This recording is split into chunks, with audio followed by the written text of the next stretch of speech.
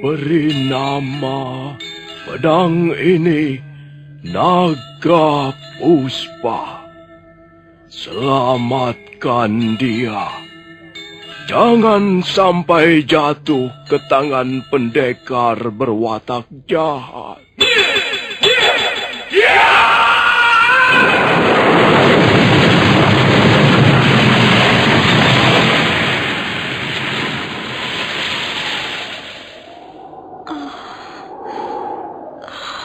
Kakang Kamandanu, kau masih juga tidak percaya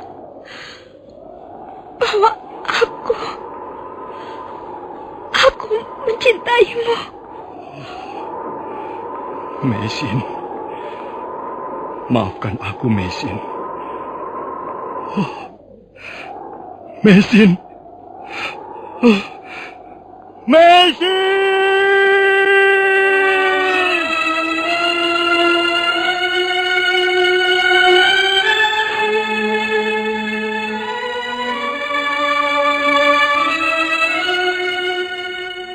Tutur Tinula.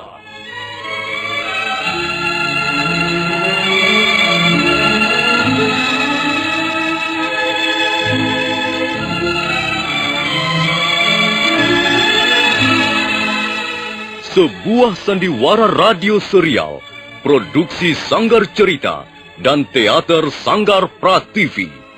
Sebuah kisah dengan latar belakang sejarah runtuhnya Singasari dan berdirinya Kerajaan Majapahit.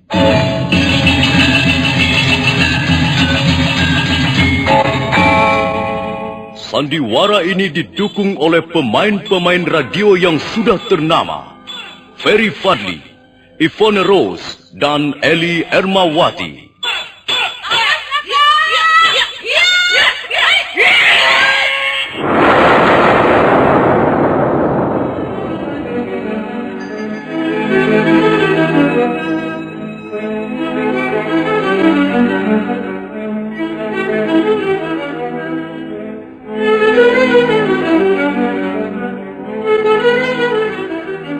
Cerita ini ditulis dan disusun oleh S. Tijab. Teknik dan montase dikerjakan oleh Rudi Tinangon dan Joko SP. Sutradara Y. Rudi Wartono. Kali ini mengetengahkan episode ketiga dengan judul Daun-Daun Bersemi Lagi.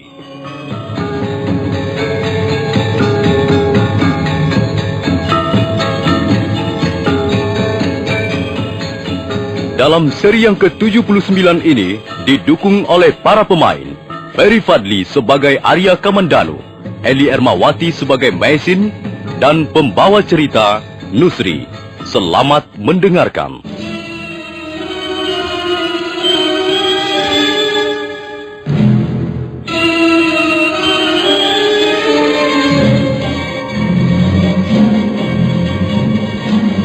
Walaupun terlambat, bulan masih menyembulkan dirinya dari bentangan langit malam. Wajahnya yang tinggal sepotong bersinar kemalu-maluan demi memberikan penerangan ala kadarnya pada dunia di bawahnya. Mesin mengancam agar Arya Kamandanu jangan mendekat. Wanita itu sudah berdiri persis di tepi sebuah jurang. Awas, Tuan jangan mendekat. Mesin, kau tidak boleh berbuat seperti itu. Jangan turut campur urusan pribadiku. Kalau begitu kau tidak kasihan pada almarhum suamimu. Mengapa pikiranmu menjadi sangat dangkal dan sempit? Mengapa kau tidak mampu berpikir terang? Hah? Bunuh diri adalah pekerjaan setan. Kau akan tersesat ke lembah yang paling dalam, dan almarhum suamimu pasti akan menangis dalam kuburnya. Oh, tidak. Tuan jangan berkata seperti itu. Tuan berusaha membujuk saya, bukan? Tuan tidak akan bisa membujuk saya. Seharusnya kau ikuti jejak almarhum suamimu.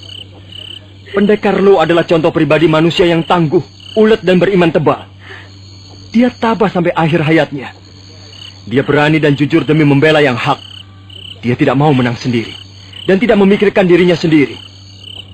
Seluruh jiwa raganya diabadikan bagi kepentingan sesama, termasuk kau sendiri. Tapi mengapa kau, istri yang amat dicintainya, istri kepada siapa dia sangat menaruh kepercayaan dan harapan, justru akan mengecewakannya. Mengapa kau akan rusak binasakan citra almarhum suamimu sebagai seorang pendekar yang berbudi luhur? Tuan Kamandanu, di sini bukan tempatnya berkhotbah. Tuan tidak akan bisa mempengaruhi ketetapan hati saya. Tekad saya sudah bulat. Lebih baik saya mati daripada harus kehilangan suami yang amat saya cintai. Baru saja Maisin selesai mengucapkan kalimat-kalimatnya, Arya Kamandanu melompat. Tubuhnya berkelebat ringan, dan sebentar kemudian Maisin sudah berada dalam pelukannya.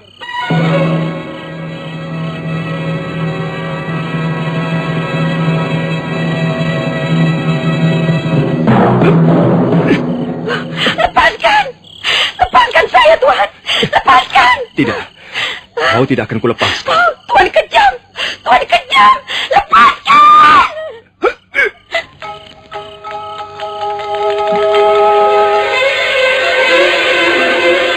Aku terpaksa menetak jalan darahnya.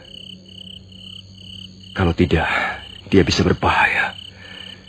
Pikirannya sedang gelap. Dia bisa benar-benar nekat terjun ke dalam jurang.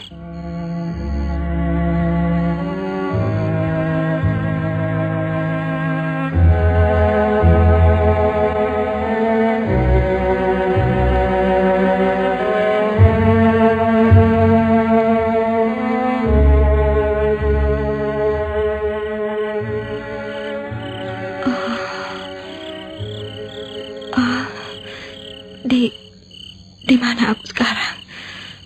Kau di sini, di bangunan tua ini. Tidurlah. Aku akan menjagamu. Mengapa Tuhan menyelamatkan saya? Mengapa Tuhan tidak membiarkan saya terjun ke dalam jurang itu untuk mengakhiri hidup saya? Tanyalah pada dirimu sendiri. Tuhan, saya merasa tak ada gunanya lagi hidup. Saya ingin mati saja, menyusul suami saya. Aku bukan dewa maut. Jangan bicara soal kematian padaku. Tuhan terlalu kejam. Terserah apa yang akan kau katakan. Tuhan tak mempunyai hati. Aku benci orang nekat. Orang yang tidak mau berpikir panjang. Orang yang hanya memikirkan diri sendiri. Tuhan berhati batu. Memang, aku berhati sekeras batu. Karena hidup ini pun keras laksana batu hitam. Tapi setidak-tidaknya, aku masih mampu membedakan mana yang baik dan mana yang buruk. Untuk apa hati selembut sutra kencana kalau perbuatannya ngawur? Selama ini kulihat kau sebagai wanita yang lembut, yang tabah dan setia. Tapi nyatanya kau pun bisa berbuat ngawur. Saya tidak merampas apa yang menjadi hak Tuhan. Untuk apa Tuhan ngurusin saya? Kau tidak tahu bagaimana caranya berterima kasih. Jadi Tuhan... Bukan itu maksudku. Bukan kepadaku kau harus berterima kasih, tapi kepada Sang Pemberi hidup. Saya hanya menggunakan apa yang menjadi hak pribadi saya sendiri. Kau keliru. Kau tersesat. Kau pikir kau punya hak. Hak apa? Kau tidak berhak untuk apapun juga. Semua ini karena karunia-Nya. Semua ini karena pemberiannya. Bahkan napas yang kau hirup setiap hari pun juga diberikan cuma-cuma olehnya. Karena itu kau berdosa besar kalau sampai menyia-nyiakan kebaikan dan kasih sayangnya. Kau harus malu. Kau harus segera menyadari kekeliruanmu yang sangat gawat ini. Hidup bukan milikmu. Karena itu kau tidak punya hak untuk membunuhnya. Kau pikir hanya kau sendirilah orang yang menderita di dunia ini. Kalau kau mau melihat sedikit lebih luas, kalau kau mau membuka cakrawala pandanganmu lebih luas, maka kau bisa menemukan pelajaran-pelajaran yang berharga. Sudahlah. Saya tidak mau mendengar kata-kata Tuhan lagi. Kau takut melihat kebenaran, bukan? Sudahlah. Jangan bicara lagi. Aku...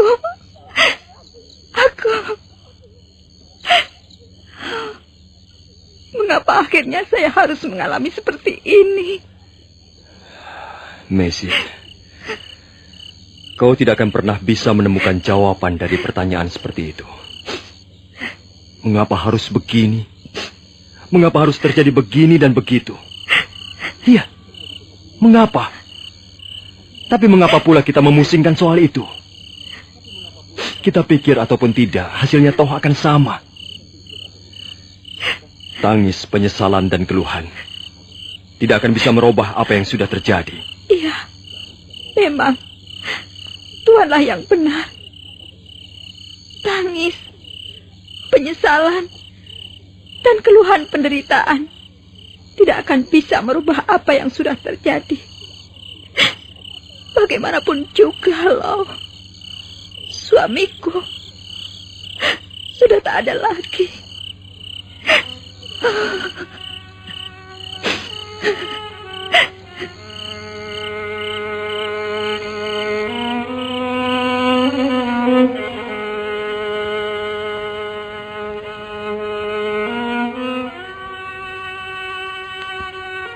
Arya Kamandanu agak merasa lega karena akhirnya Maisin mau juga mendengarkan kata-katanya. Wanita itu segera tidur dan Arya Kamandanu ikut membaringkan tubuhnya di serambi. Perapian masih menyala terang ketika dia terlelap sebentar. Dia terbangun begitu telinganya menangkap suara desiran langkah mengendap-endap di sebelahnya. Buru-buru dia bangkit dan mengikuti langkah-langkah itu.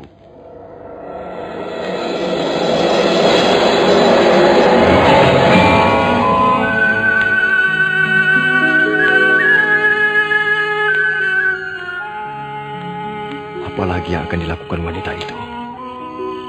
Dia masih nampak kebingungan. Jiwanya masih belum seimbang. Masih goncang. Aku harus terus mengawasinya.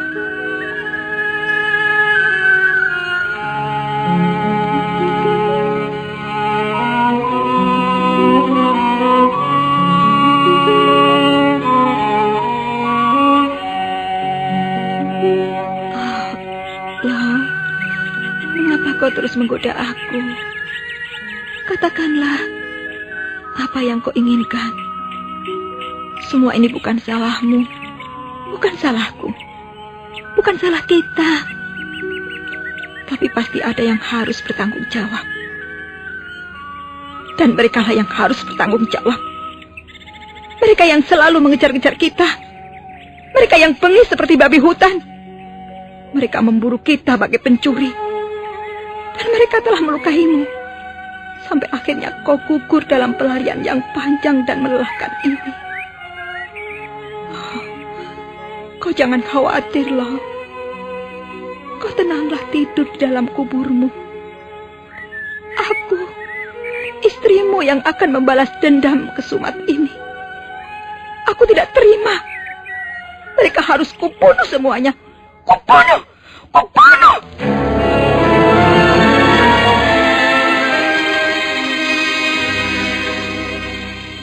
Maisin. Tuhan, saya mohon, Tuhan jangan mengganggu saya lagi. Saya tidak bermaksud mengganggumu.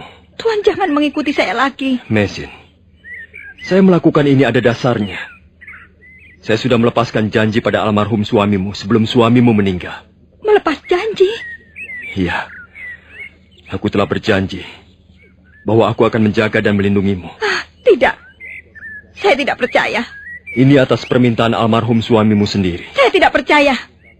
Sudahlah, mulai sekarang, janganlah Tuan mengikuti saya lagi. Saya bisa menjaga diri saya sendiri. Maisin, kau mau kemana? Tuan tidak perlu tahu. Ini bukan urusan Tuan. Maisin, tunggu!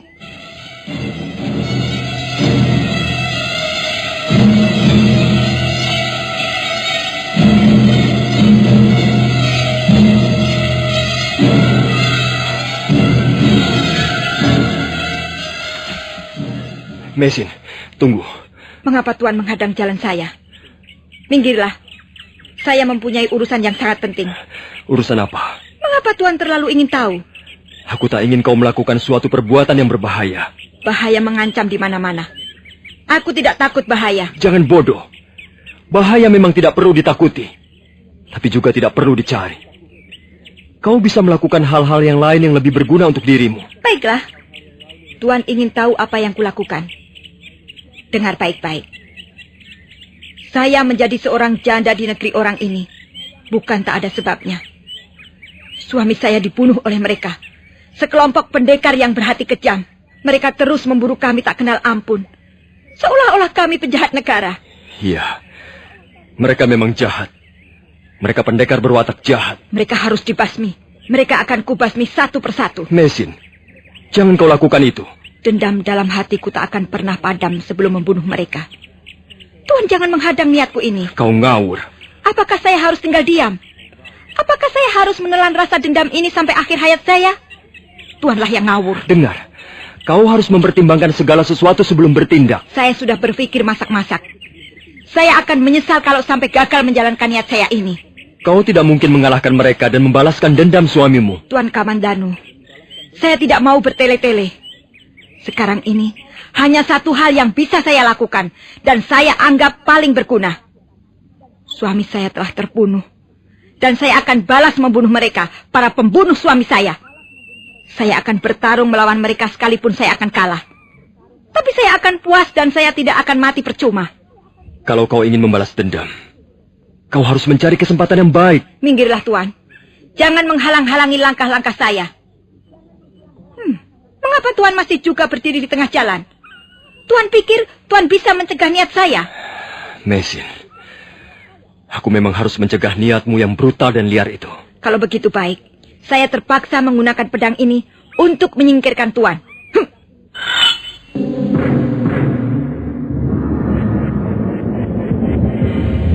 Mesin, kau jangan main-main dengan senjata itu. Saya bersungguh-sungguh. Kalau Tuan tetap berusaha mencegah niat saya, maka saya tidak segan-segan membunuh Tuan. Hiat! Mesin, tunggu! Nah, Tuan lihat sendiri bukan? Saya tidak main-main. Saya benar-benar akan membunuh Tuan, sekalipun Tuan sudah banyak berjasa pada kami. Kalau memang begitu keinginanmu, baik, bunuhlah aku. Aku tidak akan melawan. Tuan, saya benar-benar akan membunuh Tuan. Bunuhlah. Ayo, silakan bunuh. Aku rela mati demi menjunjung tinggi amanat suamimu. Tuan, minggirlah. Tidak mau. Tuan, minggirlah. Kalau tidak, saya akan benar-benar membunuh Tuan. Bukankah sudah kukatakan bahwa aku rela mati? Aku rela menjadi korban rasa tidak puasmu yang liar dan tersesat. Tuan, minggirlah. Jangan berlutut di situ. Minggirlah. Arya Kamandanu tidak mendengarkan lagi teriakan-teriakan Mesin. Dia malah berlutut sambil memejamkan matanya. Mesin menjadi sangat kesal. Mendadak tangannya menjadi gemetar. Tubuhnya kemudian ikut bergetar. Pedang naga puspa mulai mencengkram kekuatannya.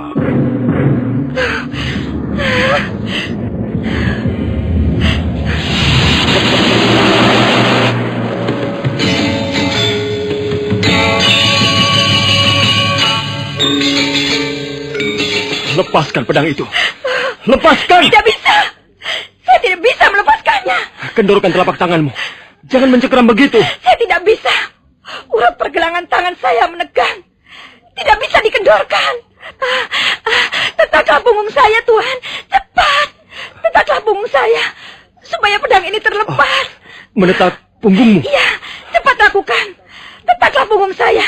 Kiri kanan, dekat tulang iga. Cepat, Tuhan. Baiklah. Kau diam dulu. Tahan dulu sebentar. Mesin terus mengerang. Wajahnya menjadi pucat dan tubuhnya menggigil. Arya Kamandanu segera mengerahkan tenaga dalamnya.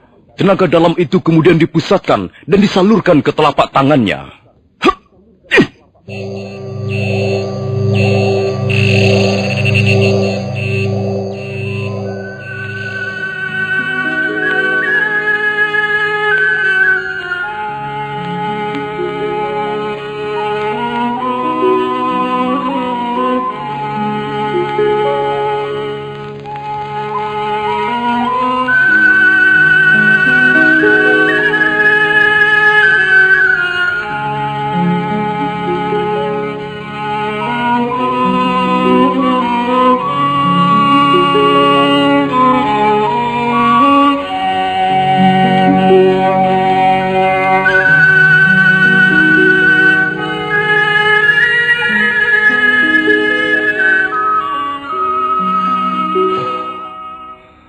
Dia pingsan.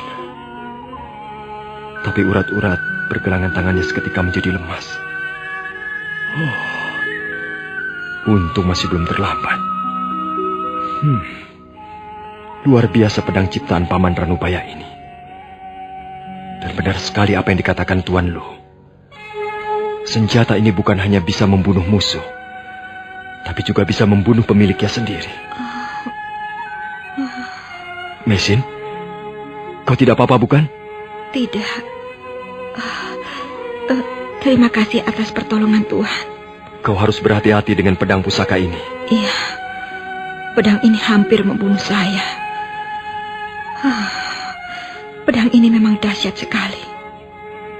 Tapi dia juga jahat. Dia seperti dihuni roh yang jahat. Dia seperti iblis. Tidak. Almarhum suamimu pernah menceritakan perihal pedang pusaka ini. Dia hasil ciptaan seorang empu beraliran putih. Karena itu dia pun mempunyai watak putih. Hanya dibutuhkan tangan-tangan perkasa yang dingin untuk menjinakkan pembawaannya yang liar dan buas. Sudahlah. Kau tidak perlu merisaukan benda ini. Dia tidak akan bisa berbuat apa-apa jika manusia tidak menyentuhnya. Nah, sekarang apa rencanamu? Entahlah, Tuan. Saya tidak tahu lagi apa yang akan saya lakukan. Saya kehilangan arah dalam perjalanan hidup saya ini. Kau mau kembali ke bangunan tua itu? Sebaiknya tidak, Tuan. Bangunan tua itu membuat hati saya tercapik-capik. Nah, kalau begitu, kau ikut aku saja ke Kurawan.